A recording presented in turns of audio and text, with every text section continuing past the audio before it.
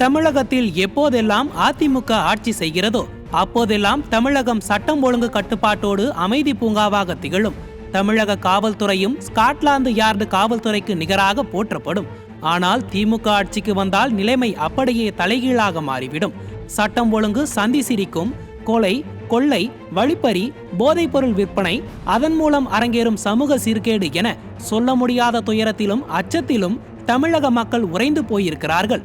தமிழகத்தில் 13ஆம் தேதி சனிக்கிழமை ஒரே நாளில் பதற வைக்கும் 6 கொலை சம்பவங்கள் அரங்கேறி உள்ளன. புதுக்கோட்டை மாவட்டம் அறந்தாங்கி அருகே உள்ள கரையம்பட்டி கிராமத்தைச் சேர்ந்த மோகன், செண்பகவல்லி தம்பதியின் 1 மாத குழந்தை மொட்டை மாடி குடிநீர் தொட்டியில் கழுத்து நெரிக்கப்பட்ட நிலையில் கொலை செய்யப்பட்டுள்ளது.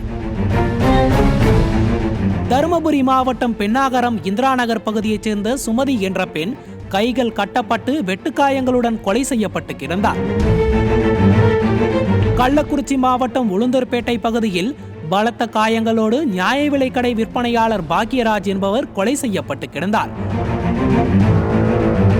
சிவகங்கை மாவட்டம் காளையார்கோவில் அருகே மணிக்கட்டுகள் துண்டிக்கப்பட்ட நிலையில் மூதாட்டி ஒய்யம்மை கொலை செய்யப்பட்டு கிடந்தார். சென்னை பட்டாளம் அருகே உருட்டுக்கட்டையால் கொடூரமான முறையில் கூலி தொழிலாளி பாஸ்கர் என்பவரை ரவுடி ராஜா என்பவர் அடித்து கொலை செய்துள்ளார்.